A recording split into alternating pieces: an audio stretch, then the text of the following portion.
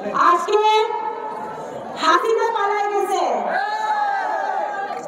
আমাদের দেশে একটা রাজনৈতিক দল আছে, ওইটার নাম হচ্ছে বাংলাদেশ পলায়ন লীগ।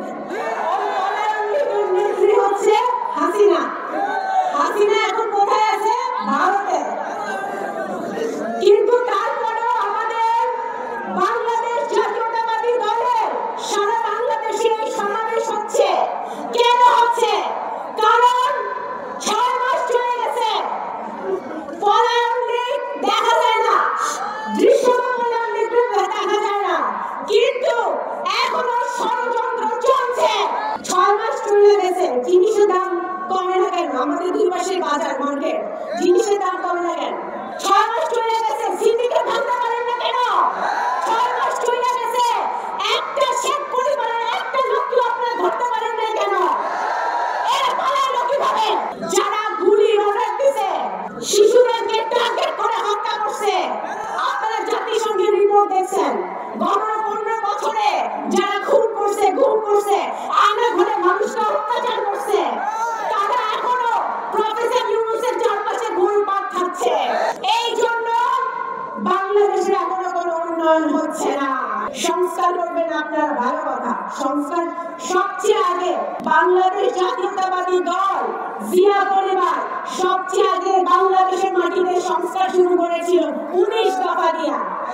তারপরে দেশনেত্রী বেগম খালেদা জিয়া ভিশন 2030 দিয়ে সংস্কার আগায় নিয়ে গেছে। তারপরে জনাব তারেক রহমান 27 দফা দিছে, 31 দফা দিছে। সংস্কার বিএনপি করে, সংস্কার বিএনপি করতে পারে, কিন্তু সংস্কারের নামে যদি আপনারা কালক্ষেপণ করেন, আপনারা যদি বিভিন্ন ধরনের কথা বলেন যে আপনারা লোকাল ইলেকশন আগে দিবেন, এইটা করবেন, ওইটা করবেন, সংবিধান সংশোধন করবেন, এগুলা করার জন্য মানুষ আপনাদের ক্ষমতায় বসায় নাই।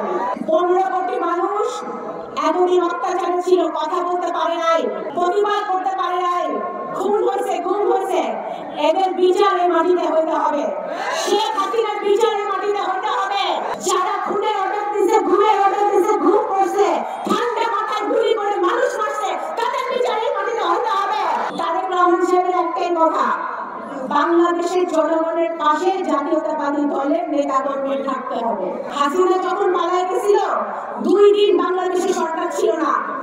আমি এই মঞ্চে যারা বসে আছে তাদেরকে উদ্দেশ্য করে বলতে চাই যে এটা আপনাদের ক্রেডিট, আমাদের তৃণমূলের নেতা কর্মীদের এটা ক্রেডিট যে ওই 2 দিন সারা বাংলাদেশকে পাহারা দিয়ে রেখেছিল বিএনপি নেতা কর্মী। এইটা কেউ কখনো বলে না, এটা বলতে হবে। আমাদের ছাত্রদল, আমাদের যুবদল, আমাদের স্বেচ্ছাসেবক দলের কর্মীরা গ্রামে গ্রামে হিন্দু, বৌদ্ধ, খ্রিস্টান, মুসলমান সবার ঘর পাহারা দিচ্ছে। বাংলাদেশ জাতীয়তাবাদী দল সাম্যের রাজনীতি করে, সমতার রাজনীতি করে। বাংলাদেশ জাতীয়তাবাদী দল যদি আগামী দিনে ভোটে নির্বাচিত হয়ে সংসদে যায়, আমরা দুর্নীতিমুক্ত, স্বচ্ছ এবং এমন একটি পার্লামেন্ট, সংসদ আমরা গঠন করব, যে সংসদ আপনাদের কাছে দায়বদ্ধ থাকবে, জনগণের কাছে দায়বদ্ধ থাকবে। এরকম একটি রাষ্ট্র আমরা গঠন করতে চাই।